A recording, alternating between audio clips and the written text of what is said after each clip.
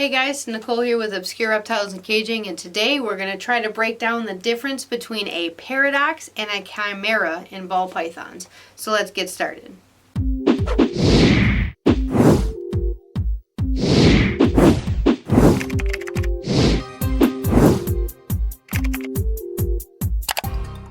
Hey guys, so today we're going to try to explain to you as best as possible the difference between a paradox and a chimera when it comes to ball pythons.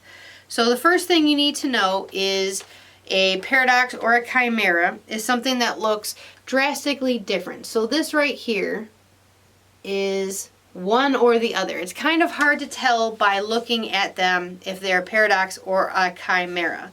So when it comes to ball pythons, you can get babies that kind of have, we'll call them birthmarks. That's more what a paradox is. The best way to explain it is normally a paradox is more of a birthmark. So when you have a ball python that it should look a certain way but has color patterns in it that kind of looks like a normal, generally that's more of a paradox.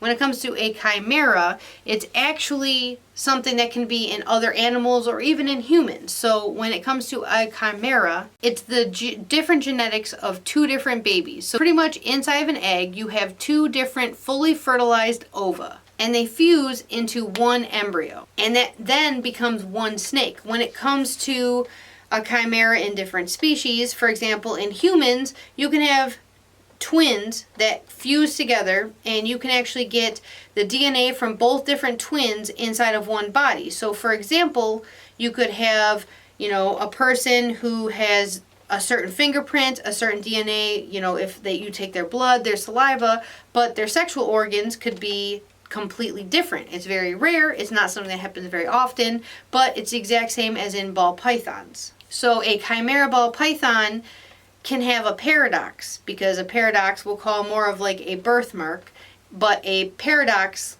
really can't be a chimera. So to show you guys an example, we had a blue-eyed Lucy. We did a lesser ball python to a super lesser ball python, and we ended up with this little beauty. So it's kind of hard to see in these photos, but after shedding, this is what the little one looked like. So you can kind of see that it's a lesser's pattern coming through. They're not super dark like a normal ball python. You can kind of tell just by those two little spots, especially the yellow in the spot that's on their body. It looks like it's a lesser pattern on a blue-eyed Lucy. A blue-eyed Lucy, for those of you who do not know, should be a pure white snake. Sometimes they have a little yellow down their spine or a little gray on their head, but because should be a super lesser, should have no color, no pattern, and should have blue eyes. So this little one not only could be a paradox, but in my opinion, I'm guessing would be a chimera. Now, the reason for that is, if you look at the mother under black light, which we'll try to get some footage, she's really close to having eggs, so I'm trying not to mess with her too much. But if you look at her under black light, she should be a super lesser, and she should have no pattern whatsoever. But she has very strange pattern underneath the black light, which shows more of a ball python's real pattern, especially for like pure white snakes like her. So I'm guessing that since she still has not bred, we've actually got a few update photos. The guy who purchased her was nice enough to send a couple updates of her. She's doing very well.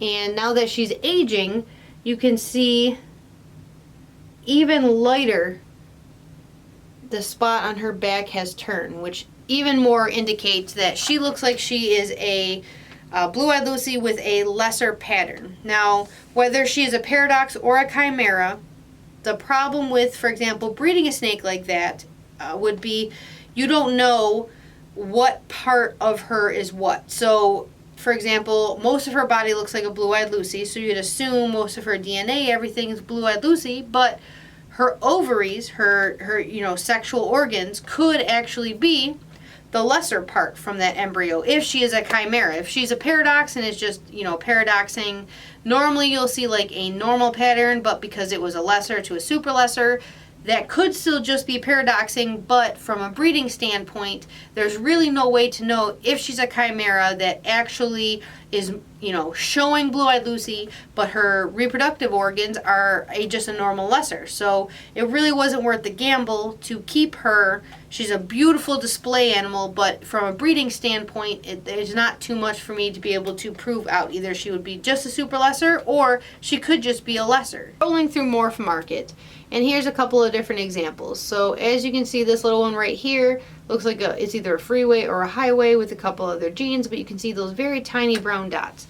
That one confidently I could say would be just, for example, a normal paradox. But that albino I showed you in the beginning with all those different darker patterns, that could be a chimera, but at least, if nothing else, it's a paradox. So it's safe to call anything like this, that tiny little dark dot. That's why I like to call them birthmarks.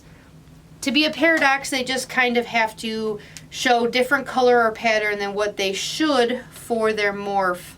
But to be a chimera, they actually have to be two different babies that fused together and created one baby. So genetically, they're going to show one thing, but their reproductive systems can be either or. Now keep in mind, none of this can be proven for any of these animals unless they're actually being bred. So for example, if you are not planning on breeding any of these, it really doesn't matter. It's just a cool looking snake with a cool looking pattern, but you can get an animal like this little one that has almost no pattern to it except for just a tiny little bit of extra dots on the side. This one can, again, confidently be called a paradox. It's got a cute little extra couple of freckles on it. Since that one actually is banana, it's probably going to produce even more colors and patterns as it ages.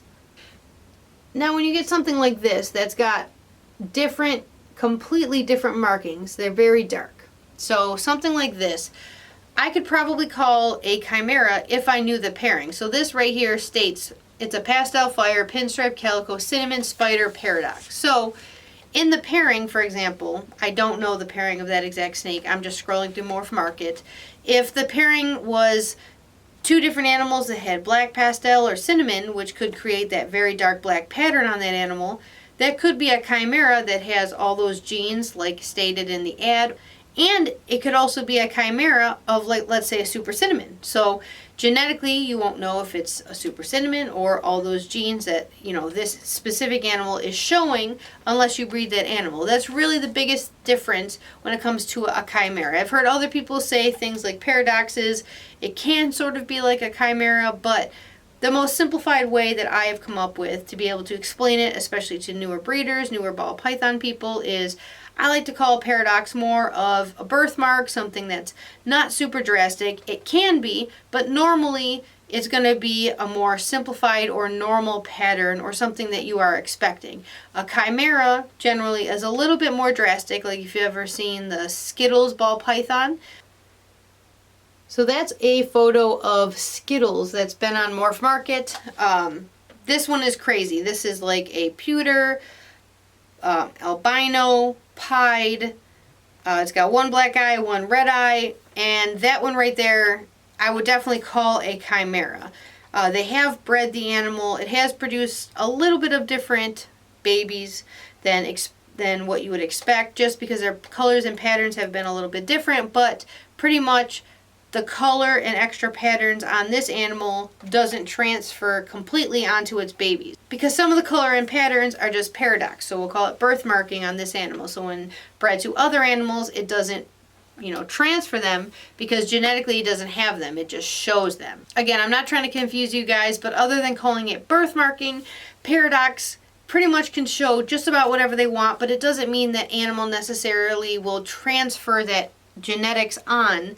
But if it's a chimera, it could have either or. All right, before I confuse you guys any more than I already have, I hope you've enjoyed the video. If you guys have any questions, which I'm sure you do, please put them in the comments below. If you haven't already, please subscribe. We do new videos several times a week. So I'll see you guys in the next video.